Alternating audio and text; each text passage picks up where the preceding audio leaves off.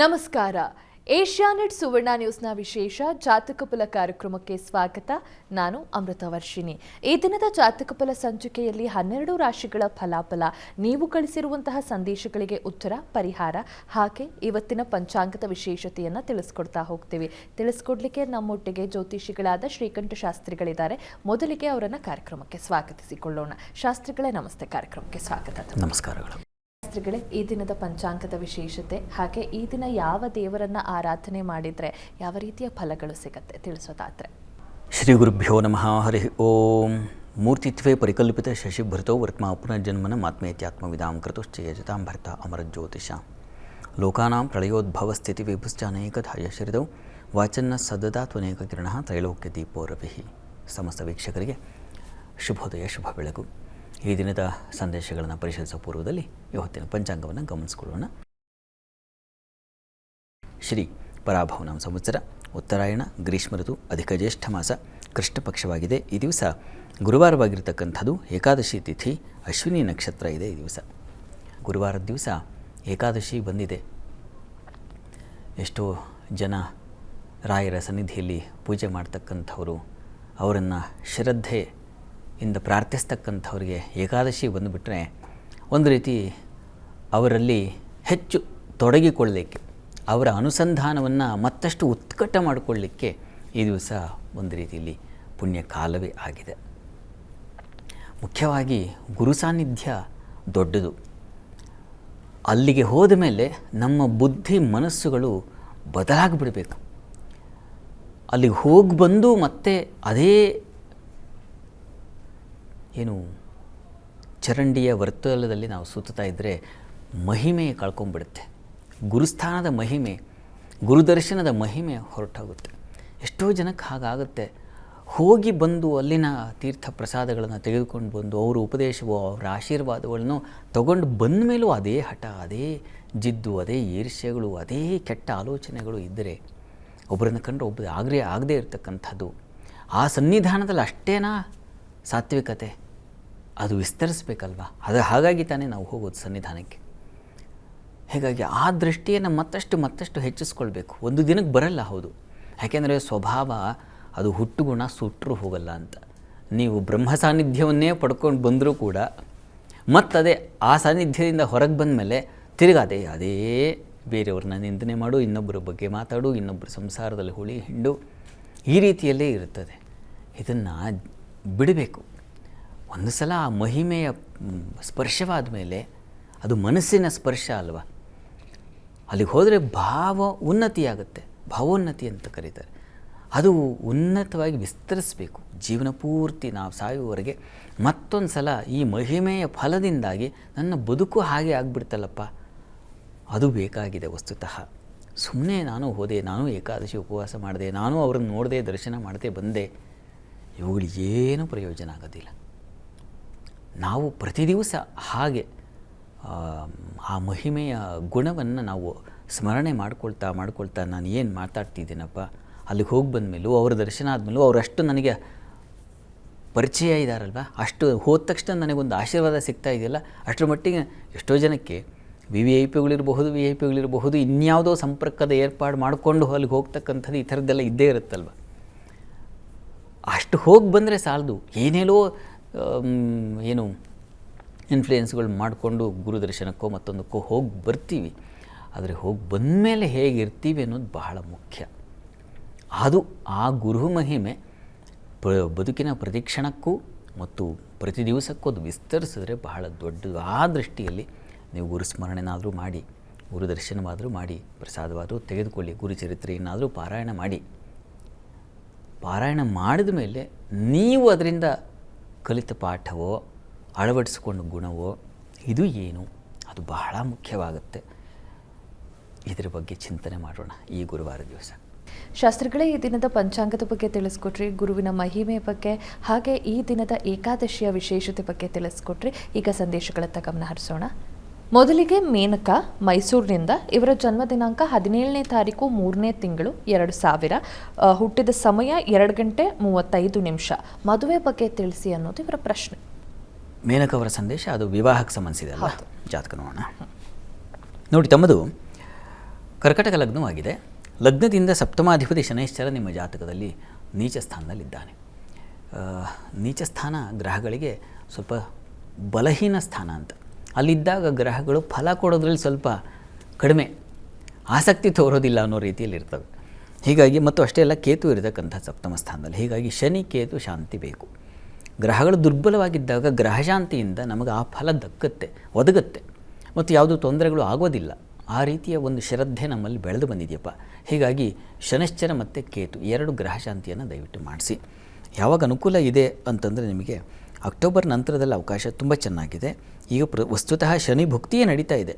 ಶಾಂತಿ ಮಾಡಿಸೋದ್ರಿಂದ ನಿಮಗೆ ದಾರಿ ಸುಲಭ ಆಗುತ್ತೆ, ಪ್ರಯತ್ನಕ್ಕೆ ನಿಮಗೆ ಫಲ ಸಿಕ್ಬಿಡುತ್ತೆ. ಹೀಗಾಗಿ ಗ್ರಹಾನುಗ್ರಹ ಬೇಕು, ದಯವಿಟ್ಟು ಅದನ್ನು ಮಾಡಿಸಿ, ಒಳ್ಳೆಯದಾಗಲಿ. ಮುಂದಿನ ಪ್ರಶ್ನೆ ಶಾಸ್ತ್ರಿಗಳೇ, ಶಿವಕುಮಾರ್ ಅಂತ ಹಿರೇಕೆರೂರಿಂದ.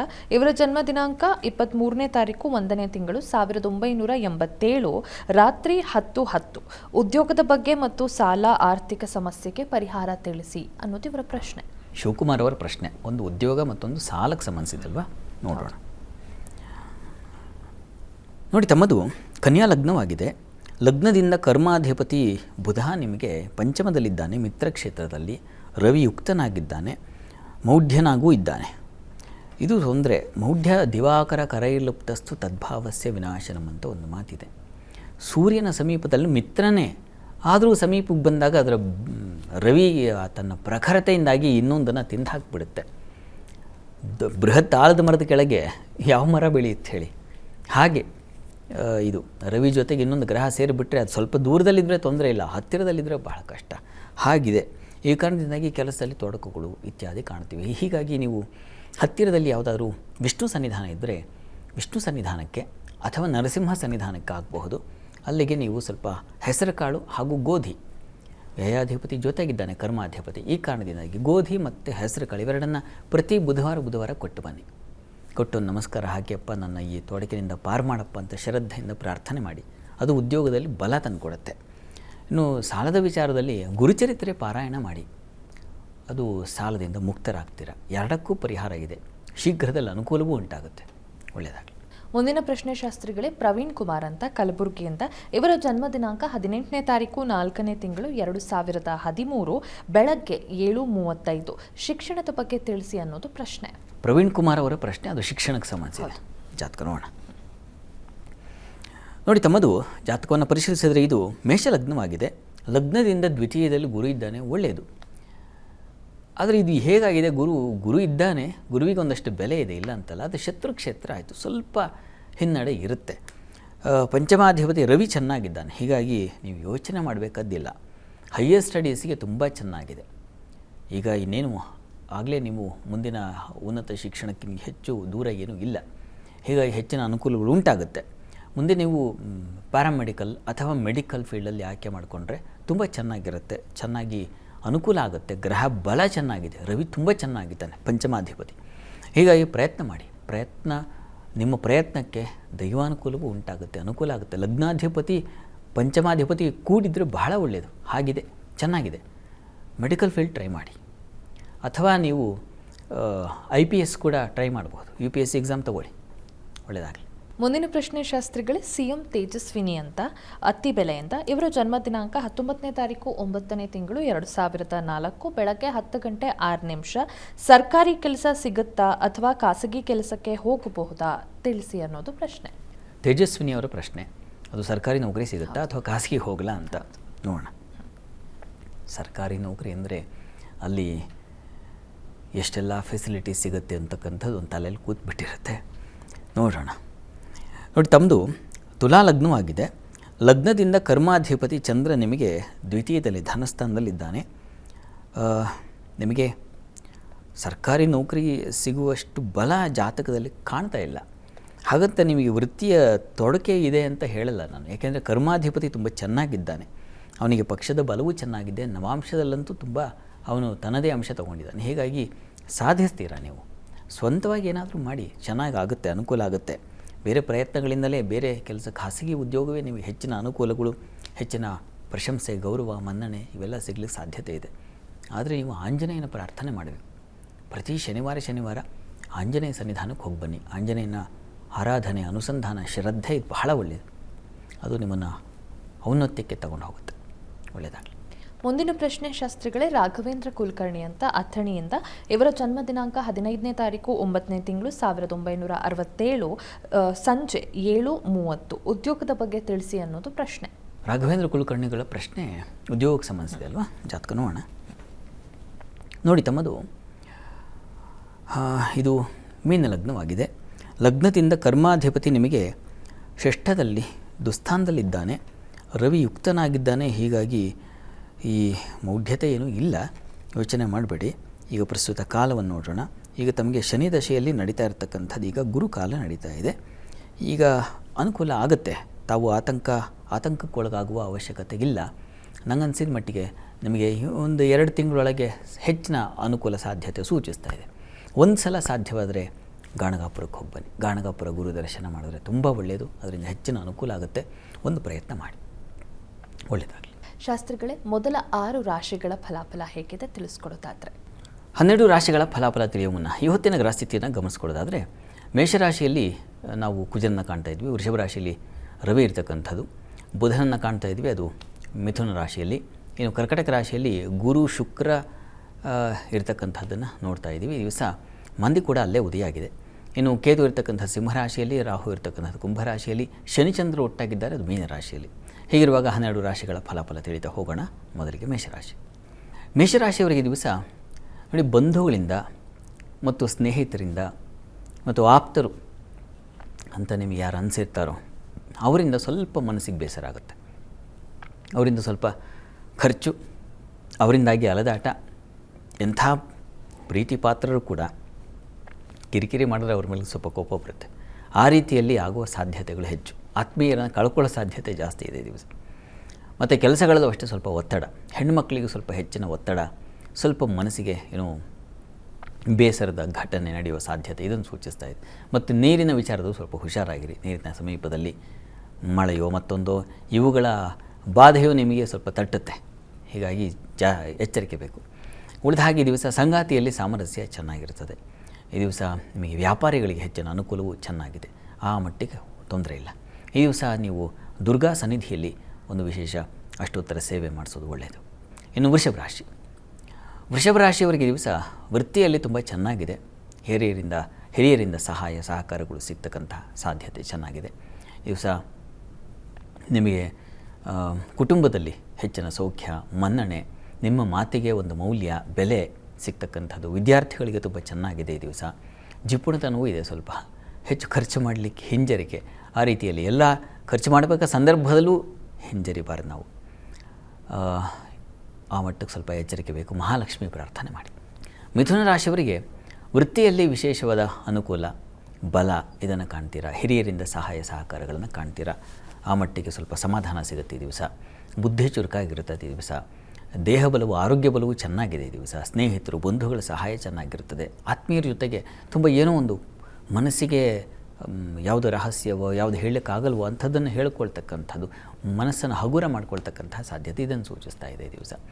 ಇನ್ನು ದಿವಸ ಸ್ವಲ್ಪ ಕೋಪವೂ ಇದೆ, ಆಹಾರ ವ್ಯತ್ಯಾಸವೂ ಮಾಡ್ಕೊಳ್ಳೋ ಸಾಧ್ಯತೆ ಇದೆ. ಹೀಗಾಗಿ ಸಿಹಿ ಮತ್ತು ಊಟ ಆ ಸಂದರ್ಭದಲ್ಲಿ ಸ್ವಲ್ಪ ಹುಷಾರು, ಎಚ್ಚರ ವಹಿಸಿ. ಅನ್ನಪೂರ್ಣೇಶ್ವರಿ ಪ್ರಾರ್ಥನೆ ಮಾಡಿ. ಕರ್ಕಟಕ ರಾಶಿಯವರಿಗೆ ದಿವಸ ರಾಶ್ಯಾಧಿಪತಿ ಚಂದ್ರನ ಜೊತೆಗಿದ್ದಾನೆ. ಹೀಗಾಗಿ ಸ್ವಲ್ಪ ಹುಷಾರಾಗಿರಬೇಕು. ಅದು ಹಿರಿಯರಿಂದ, ಸೀನಿಯರ್ಸಿಂದ ಸ್ವಲ್ಪ ಮನಸ್ತಾಪಗಳು, ತಂದೆ ಮಕ್ಕಳಲ್ಲಿ ಮನಸ್ತಾಪ ಬರೋ ಸಾಧ್ಯತೆ ಇದನ್ನು ಸೂಚಿಸ್ತಾ ಇದೆ ದಿವಸ. ಏನೋ ಅಂದ್ಬಿಡ್ತಾರೆ, ಅದು ನಿಮಗೆ ಕೊರಗುತ್ತೆ, ಆ ರೀತಿಯ ಒಂದು ಸಾಧ್ಯತೆ. ಮತ್ತು ಈ ದಿವಸ ಸ್ವಲ್ಪ ಆರೋಗ್ಯದಲ್ಲೂ ವ್ಯತ್ಯಾಸ ಸೂಚಿಸ್ತಾ ಇದೆ. ಹೀಗಾಗಿ ಕಣ್ಣಿನ ಬಾಧೆ ಬರಬಹುದು, ಶಿರೋಬಾಧೆ, ತಲೆನೋವು, ಯಾಕೋ ಟೆನ್ಷನ್ನು, ಅದೇ ಒಂದು ರೀತಿಯ ಆಲೋಚನೆ, ಒತ್ತಡ ಈ ರೀತಿಯಲ್ಲಿದೆ. ಆದರೆ ಕೆಲಸದಲ್ಲಿ ತುಂಬ ಚೆನ್ನಾಗಿದೆ. ಕೆಲಸ ಕಾರ್ಯಗಳಿಗೇನೂ ತೊಂದರೆ ಇಲ್ಲ. ಭಾವನಾತ್ಮಕವಾಗಿ ಸ್ವಲ್ಪ ತೊಂದರೆಗಳಷ್ಟೇ. ಮನಸ್ಸಿಗೆ ಸಂಬಂಧಿಸಿದ ಹಾಗೆ ಆಲೋಚನೆ ಮಾಡಿ ಇನ್ನೊಬ್ಬರ ಬಗ್ಗೆನೋ ಮತ್ತೊಬ್ಬರ ಬಗ್ಗೆನೋ ಅಥವಾ ಯಾರೋ ಏನೋ ಅಂದುಬಿಟ್ರು ಅಂತಕ್ಕಂಥ ವಿಚಾರಗಳಲ್ಲೋ ಅದರ ಕಡೆಗೆ ಹೆಚ್ಚು ಕೊರಗುತ್ತೆ.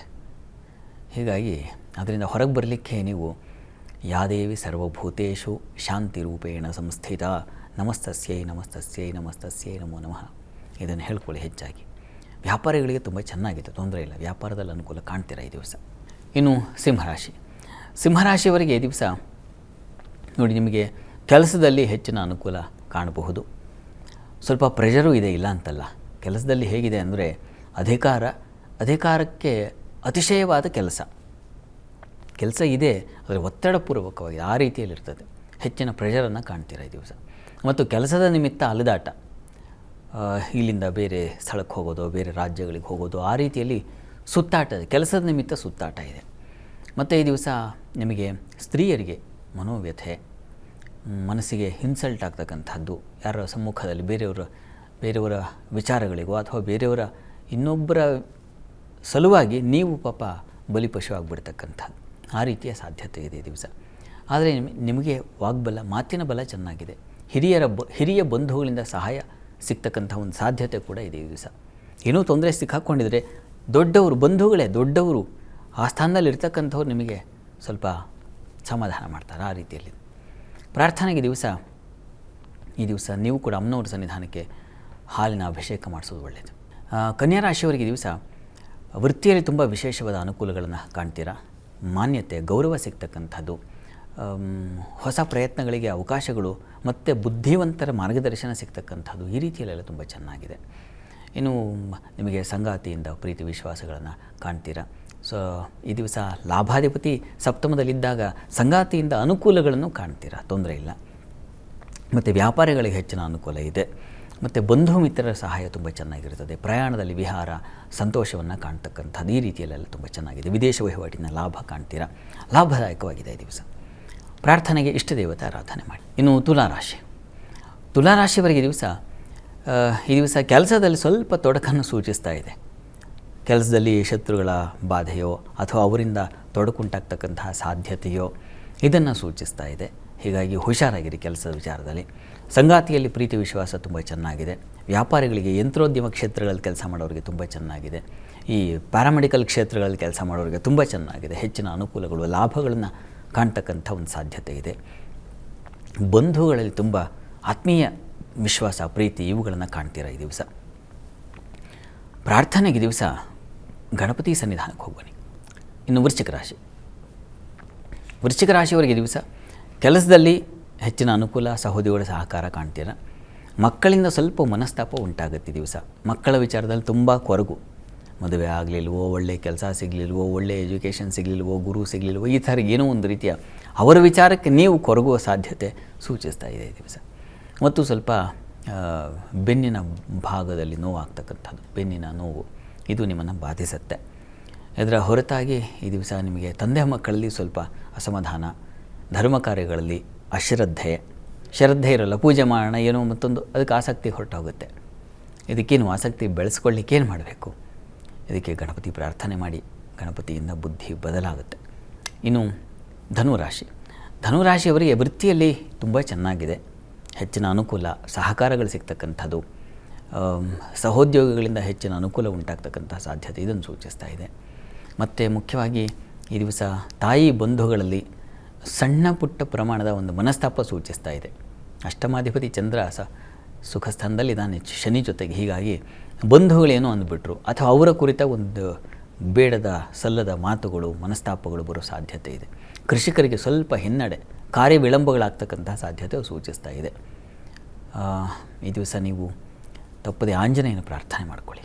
ಇನ್ನು ಮಕರ ರಾಶಿಯವರಿಗೆ ಈ ದಿವಸ ವೃತ್ತಿಯಲ್ಲಿ ತುಂಬ ಚೆನ್ನಾಗಿದೆ. ಹೆಚ್ಚಿನ ಅನುಕೂಲ ಕಾಣ್ತೀರಾ. ನೀರಿನ ವಿಚಾರಗಳಲ್ಲಿ ಸ್ವಲ್ಪ ಹುಷಾರಾಗಿರಿ, ಪ್ರಮಾದಗಳು ಸೂಚಿಸ್ತಾ ಇದೆ. ವಿದೇಶ ಪ್ರಯಾಣಕ್ಕೆ ಸ್ವಲ್ಪ ತೊಂದರೆ, ಹಿನ್ನಡೆ, ಡಿಲೇ ಆಗ್ತಕ್ಕಂತಹ ಸಾಧ್ಯತೆ ಇದನ್ನು ಸೂಚಿಸ್ತಾ ಇದೆ ಈ ದಿವಸ. ಇನ್ನು ಉಳಿದ ಹಾಗೆ ಈ ದಿವಸ ನಿಮಗೆ ಬಂಧುಗಳ ಸಹಕಾರ ಚೆನ್ನಾಗಿದೆ. ಮಿತ್ರರಿಂದ ಹೆಚ್ಚಿನ ಅನುಕೂಲ ಚೆನ್ನಾಗಿದೆ. ಪ್ರಯಾಣ ಸೌಖ್ಯತೆಯನ್ನು ಸೂಚಿಸ್ತಾ ಇದೆ, ತೊಂದರೆ ಇಲ್ಲ. ಪ್ರಾರ್ಥನೆಗೆ ಈ ದಿವಸ ನೀವು ಮಹಾಲಕ್ಷ್ಮಿ ಪ್ರಾರ್ಥನೆ ಮಾಡಿ. ಕುಂಭರಾಶಿಯವರಿಗೆ ನೋಡಿ, ಈ ದಿವಸ ನಿಮಗೆ ಕರ್ಮಾಧಿಪತಿ ಚೆನ್ನಾಗಿದ್ದಾನೆ. ಹೀಗಾಗಿ ವೃತ್ತಿಯಲ್ಲಿ ಏನೂ ತೊಡಕು ಕಾಣ್ತಾ ಇಲ್ಲ. ತೊಡಕುಗಳು, ತೊಂದರೆಗಳೇನು ಅಂಥ ಪ್ರಮಾದ ಸೂಚಿಸ್ತಾ ಇಲ್ಲ. ಆದರೆ ಈ ದಿವಸ ಕುಟುಂಬದಲ್ಲಿ ಘರ್ಷಣೆಗಳು, ಮನಸ್ತಾಪಗಳು ಅದರ ಸಾಧ್ಯತೆ ಸೂಚಿಸ್ತಾ ಇದೆ. ಆಹಾರವನ್ನು ವ್ಯತ್ಯಾಸ ಮಾಡಿಕೊಳ್ತೀರಾ. ನಿದ್ರೆ ತೊಂದರೆ ಉಂಟಾಗುವ ಸಾಧ್ಯತೆ, ನಿದ್ರಾಹೀನತೆ ಅದು ಮತ್ತು ಆಲಸ್ಯ, ಅತಿಯಾದ ಆಲಸ್ಯ ಅದನ್ನು ಸೂಚಿಸ್ತಾ ಇದೆ ಈ ದಿವಸ. ಮತ್ತು ಈ ದಿವಸ ಬುದ್ಧಿ ಚುರುಕಾಗಿದೆ. ಹೈಯರ್ ಸ್ಟಡೀಸ್ ಅವರಿಗೆಲ್ಲ ತೊಂದರೆ ಇಲ್ಲ. ಒಳ್ಳೆಯ ಮಾರ್ಗದರ್ಶನ, ಉತ್ತಮ ಸಲಹೆ ಸಿಗ್ತಕ್ಕಂತಹ ಸಾಧ್ಯತೆ ಇದೆಲ್ಲ ಇದೆ. ಆರೋಗ್ಯದಲ್ಲಿ ಸ್ವಲ್ಪ ಏರುಪೇರು, ಊಟದ ವಿಚಾರದ ಸ್ವಲ್ಪ ಹುಷಾರು. ಇವುಗಳಿಗೆ ನೀವು ಏನು ಪ್ರಾರ್ಥನೆ ಅಂದರೆ ನೋಡಿ, ಈ ದಿವಸ ಅಮ್ಮನವರ ಸನ್ನಿಧಾನಕ್ಕೆ ಸ್ವಲ್ಪ ಅಕ್ಕಿ ಸಮರ್ಪಣೆ ಮಾಡಿ. ಇನ್ನು ಮೀನರಾಶಿಯವರಿಗೆ ಈ ದಿವಸ ನಿಮಗೆ ವೃತ್ತಿಯಲ್ಲಿ ಹೆಚ್ಚಿನ ಅನುಕೂಲ ಇದೆ. ಮಿತ್ರರ ಸಹಾಯ ತುಂಬ ಚೆನ್ನಾಗಿದೆ. ಸಂಗಾತಿಯಲ್ಲಿ ಪ್ರೀತಿ ವಿಶ್ವಾಸಗಳು ತುಂಬ ಚೆನ್ನಾಗಿದೆ. ಆದರೆ ಮಕ್ಕಳಿಂದ ಸ್ವಲ್ಪ ಮನಸ್ತಾಪ ಬರುತ್ತೆ. ನಿಮಗೂ ಕೂಡ ಮಕ್ಕಳ ವಿಚಾರದಲ್ಲಿ ವ್ಯಥೆ, ನೋವು ಆ ಒಂದು ಸೂಚನೆ ಮಾಡ್ತಾ ಇದೆ ಈ ದಿವಸ. ಹೀಗಾಗಿ ನೀವು ಕೂಡ ಲಲಿತಾ ಪರಮೇಶ್ವರಿ, ಲಲಿತಾ ಆರಾಧನೆ, ಲಲಿತಾ ಸಹಸ್ರನಾಮ ಹೇಳೋದು ತುಂಬ ಒಳ್ಳೆಯದು. ಈ ದಿವಸ ಆರೋಗ್ಯದ ಕಡೆಗೆ ಸ್ವಲ್ಪ ಗಮನ ತೆಗೆದುಕೊಳ್ಳಿ. ಈ ದಿವಸ 12 ರಾಶಿಗಳವರು, ರಾಶಿ ಗೊತ್ತಿಲ್ಲ ಅಂತಕ್ಕಂಥವ್ರು ಹೇಳಬಹುದಾದ ಮಂತ್ರ ಗಮನಿಸಿ. ಓಂ ಗರಿಷ್ಠಾಯ ನಮಃ ಗುರುವಿನ ಮಂತ್ರ ಆಗಿದೆ. ಇದನ್ನು ಹೇಳ್ಕೊಳ್ಳಿ, ಅನುಕೂಲ ಆಗುತ್ತೆ. ಶಾಸ್ತ್ರಿಗಳೇ, ಇವತ್ತಿನ ಕಾರ್ಯಕ್ರಮದಲ್ಲಿ 12 ರಾಶಿಗಳ ಫಲಾಫಲ ಹಾಗೆ ಸಂದೇಶಗಳಿಗೆ ಉತ್ತರ, ಪರಿಹಾರ, ಈ ದಿನದ ಪಂಚಾಂಗದ ವಿಶೇಷತೆ ಜೊತೆಗೆ ಈ ದಿನ ಗುರುವಿನ ಆರಾಧನೆಯಿಂದ ಸಿಗುವಂತಹ ಲಾಭಗಳ ಬಗ್ಗೆ ತಿಳಿಸ್ಕೊಟ್ರಿ. ಧನ್ಯವಾದ ಶಾಸ್ತ್ರಿಗಳೇ. ಸರ್ವೇ ಜನಾಃ ಸುಖಿನೋ ಭವಂತು, ಸಮಸ್ತ ಸನ್ಮಂಗಳಾನಿ ಭವಂತು. ಎಲ್ಲರಿಗೂ ಶುಭವಾಗಲಿ. ಇದಾಗಿತ್ತು ಈ ಹೊತ್ತಿನ ವಿಶೇಷ ಜಾತಕ ಫಲ ಕಾರ್ಯಕ್ರಮ. ನೇರ, ದಿಟ್ಟ, ನಿರಂತರ ಸುದ್ದಿಗಾಗಿ ನೋಡ್ತಾ ಇರಿ ಏಷ್ಯಾನೆಟ್ ಸುವರ್ಣ ನ್ಯೂಸ್.